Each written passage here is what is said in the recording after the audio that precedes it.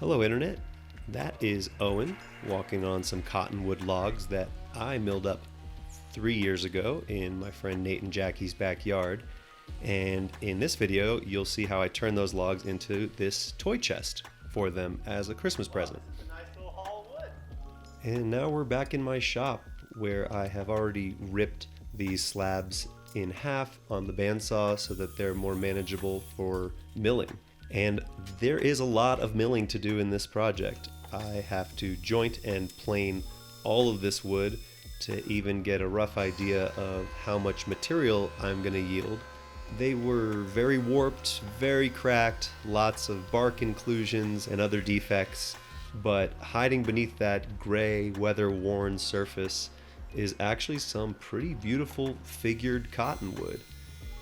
And cottonwood is not my favorite wood in the world to work with. It is variably soft and softer, and it smells like a goat pen while you're milling it. And it also has a very yellow, creamy, pale tone that I don't think necessarily looks good in most homes.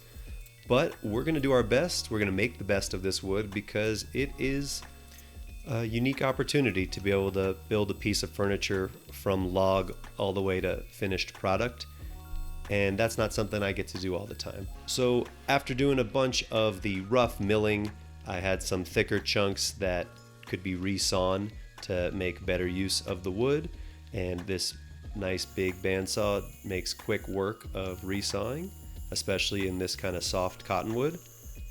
And then we just head over to the table saw and continue breaking these down into rough dimensions, ripping off the waney bark edges. Then we take out the table saw sled and do a lot of repetitive cross-cutting. And the flip stop makes it real handy here to make sure every one of these parts is exactly the same length. Did I mention this is repetitive? And now that most of the surfaces have been revealed and everything is in close to final dimension, I do a lot of this on all of my projects, flipping and flopping and looking around from different angles to make sure I've got the best grain orientation, best boards on the show face, because good grain selection is what takes good woodworking to great woodworking, and that's what we're trying to do here.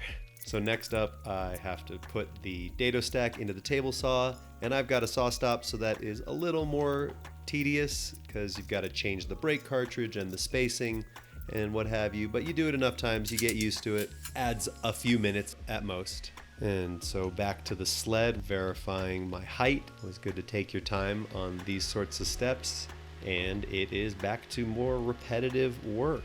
So I'll just establish a rabbet on each side of these staves, and why I'm doing this will become more obvious as we move along, but I need somewhere to inset side panels into, otherwise I'm just creating a big open barrel that wouldn't be very sturdy, and the side panels will also help to sort of make sure that it remains symmetric while also giving me a solid place to attach the actual sides to. So I'm going to construct the circular-ish barrel by making a dodecahedron, which is a 12-sided polygon. So I need to rip 15-degree bevels on both sides of all these boards, and I want to make sure that they are as accurate as possible. So I'm going to bring my power feeder over from the router table and fiddle with it a bunch until I'm happy with the feed pressure and direction. Use my digital angle finder. We'll change the angle of our blade to 15 degrees off of 90, which is 75.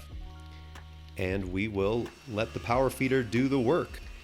So I have to walk a lot of laps around my table saw, but at least I don't have to lean on and push every one of these pieces through the table saw twice. The power feeder is one of the best investments I've made in my shop, considering I do a lot of larger furniture projects.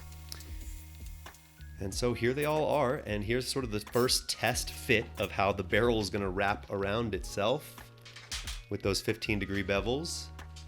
And man, it looks really good here, and I'm quite pleased. The fit of all of the bevels, and we're ready to move on.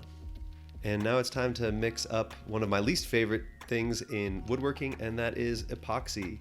But sometimes it's a necessary evil for filling and stabilizing some knots that I just couldn't work around. Put a little bit of dye in there to make it a nice deep dark amber brownish color. And we'll do the thing that the internet loves, and that's drip epoxy on wood. Woo. Anyway, I do a bit of this and let that cure as long as it needs to and move on from it as fast as I can. So do some quick surface prep on the inside of the barrel because I'd like to pre-finish the inside. And here's another one of the internet's favorite things, applying the first coat of finish to dry wood. And some of this cottonwood is very beautiful. It's appealing. There's some nice ripple figure in there. I don't love the creamy yellow tone, and you'll see later in this video that I actually decided to change the color of the outside of the chest, and whether or not I come to regret it. So we'll just speed this up a bit and get through it. And here I am just knocking down the nibs of that third and final coat of finish on the inside of the chest. And I really like the way it looks here. And looking at it here, I almost regret changing the color of the outside, but that is a natural feeling that I have about most of my projects when they're done, and I'm working on overcoming it. So again, here I am doing what I do on every project, and that's really harping on grain selection. I'm flipping, I'm rotating, I'm rearranging boards. I'm trying to get those glue lines and seams to blend as well together as I can. You see I'll wipe a little bit of mineral spirits on it to kind of see what the color will look like with finish on it. And then I make a bunch of marks to make sure I don't reshuffle all of these boards by accident when I'm moving them around my shop, since I just put in all that work. And it is getting close to time to glue up the chest. So I'll establish a straight edge, and a lot of people like to do this for any kind of miter, and it works just fine for this kind of stave construction too. And I'm using tape as my clamp, which just prevents everything from shifting side to side or coming apart when I'm wrestling this thing into a round shape. Added some packing tape too, just for some extra assurance, because this is a heavy piece of wood when you tape all these things together. And so here we go again, standing it up. Trying desperately not to drop it. Man, it really does look good here. This is when my concept and my sketches have finally all come to an actual shape in the real world, and it's satisfying. This is a really satisfying part of a project when you have an idea and it takes a long time to get the wood ready to make it the shape you want with all the milling, and then finally you have something resembling the shape of furniture, and it is either devastating or gratifying based on how it turns out. So far, this project has been gratifying, and strap clamps really helped here. If you mill your bevels accurately enough, you actually don't need a ton of clamping force here. So now, while that glue is drying, we're gonna move on to gluing up some panels for these side pieces here. And so, you guessed it, more repetitive milling work that I will very quickly take us through in a nice little montage, because it is a lot of work. So from the jointer to establish a flat face, and then over to the planer to make the opposite face parallel and flat. And at this point I am trying to keep them as thick as possible.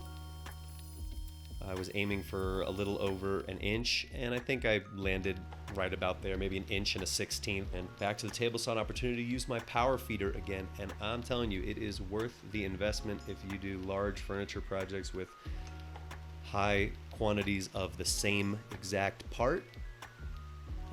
This thing's great. It can go forward and reverse. It has a speed adjustment, so you just take your time getting it angled in and lined up, and then from there it's just feed it in and walk around and take it out. So here we are back at the workbench with those freshly milled up side panel pieces, and I did my usual flipping and flopping and rearranging to find the best aesthetics for the panel. And then I'll take the matching pairs and flip them into a little sandwich and run them across the jointer one last time to create that perfect glue joint. So gluing up panels, you just really want to take your time. I like to add some clamps to each joint to make sure I don't get too much shifting up and down. Check it with a straight edge and it's perfect. So we will live with that. Back over into Fusion 360, I decided that these side panels could use a little more dimensionality. I'll just quickly make some tool paths to rough out the shape, and then I'll be using a tapered ball nose bit to get a really beautiful three-dimensional sweeping surface.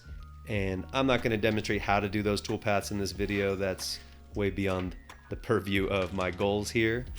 So over to the CNC bed, and we'll use some double-sided tape to hold it down to the bed, which is typically what I use. I'll add some extra assurance in the corners that on this piece are in the offcuts anyway, to just really hold it down, make sure we get no movement. And the internet loves CNC videos with the dust shoe off the CNC, but I have no interest in making a huge mess just for the video content, so we'll just go through a few clips here of the CNC doing its thing and not making a huge mess along the way. And then we'll just swap out our bit to the tapered ball nose, which will allow us to take the roughed out path that the straight bit created and smooth out this sweeping thumbnail curve profile. And then we'll just speed things up a bit, and I usually take this time to clean up while the machines are doing the work for me. And mid-project cleanups are one of the most important parts for me about staying productive and creative in my space. So don't neglect till the end of your project to do the cleanup. You have been warned. And now it is time to just clean up some tool marks and do a bunch of sanding on this. I probably could have afforded to have a tighter step over with the tapered ball nose bit, but you live, you learn. And now it's time to do some edge treatments, and because I have this sweeping curve on the outsides and I wanted to put a round over on the inside face, I actually needed to use a slightly larger bearing on my round over bit to help accommodate that. You can kind of see that here. Otherwise I would have taken way too big of a bite. And so here we are making that mess that I said I don't like to make, but when you're handheld routing, you really don't have much of a choice.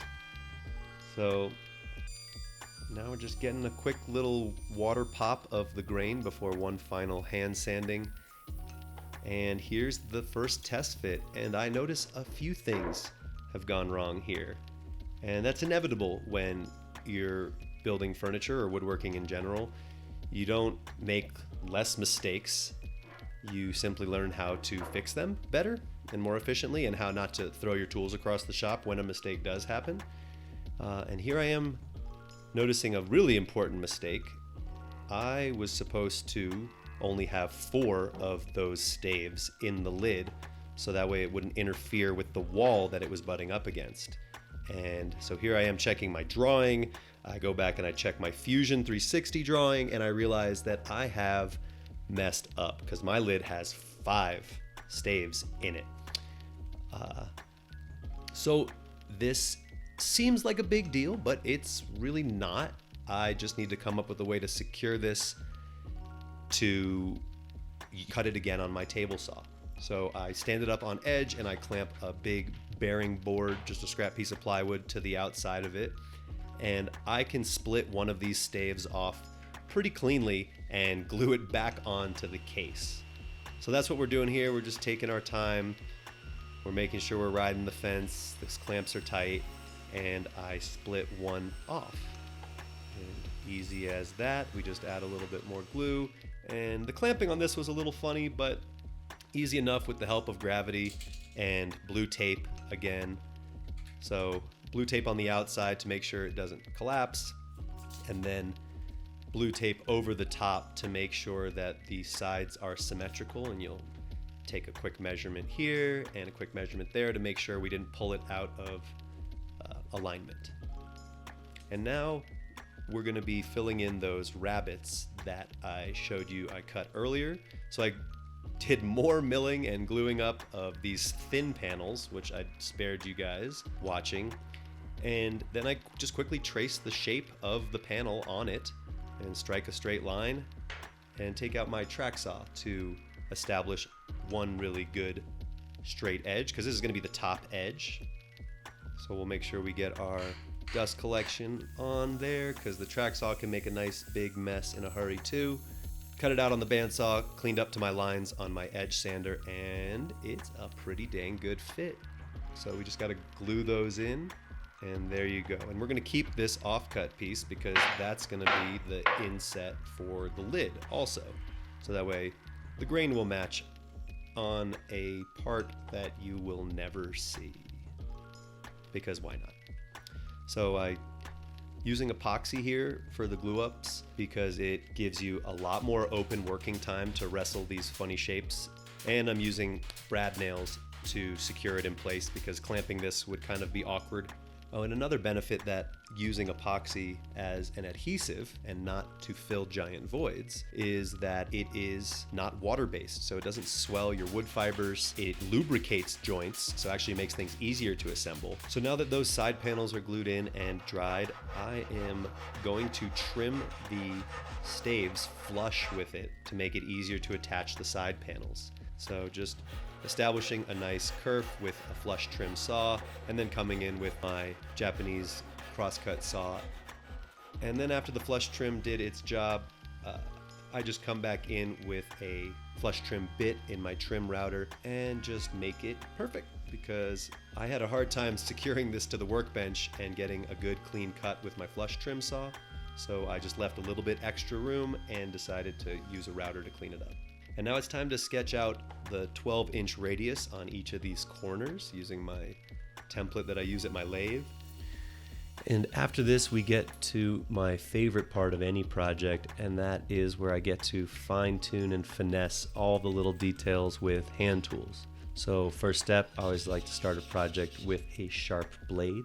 So I'll go over to my sharpening station and my number 4.5 smoothing plane and just put a nice fresh bevel on.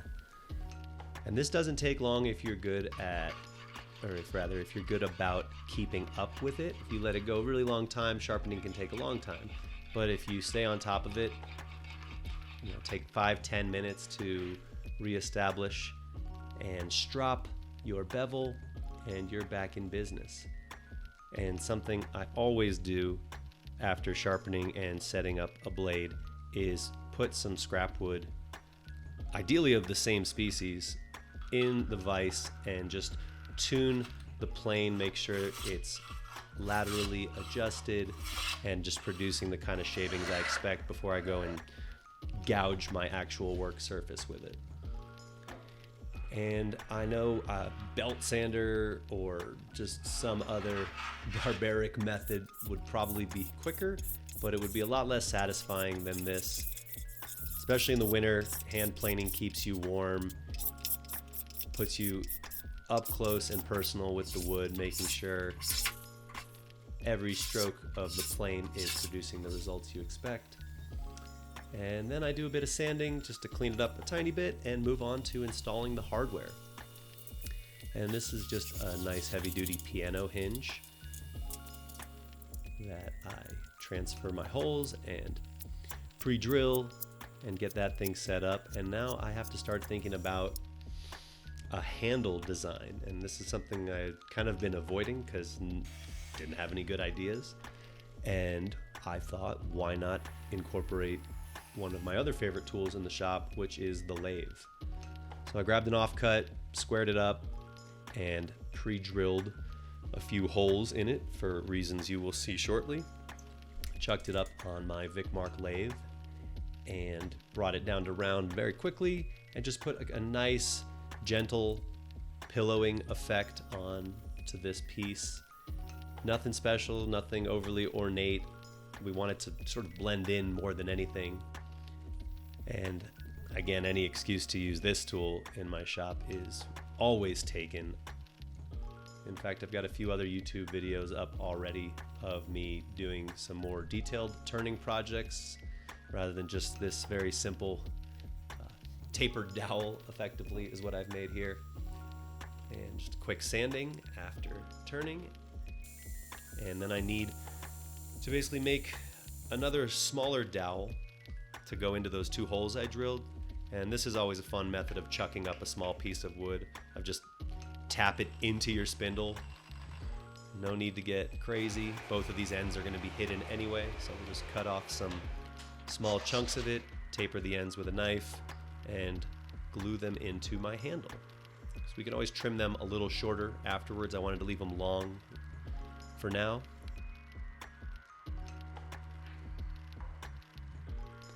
I've made a template here out of plywood to make sure I get the hole spacing just right, because that would be a real shame to drill holes in this lid and not have the handle I made fit in them. And here's that first test, and oh yeah. And so while that's drying, I decided to do some color tests.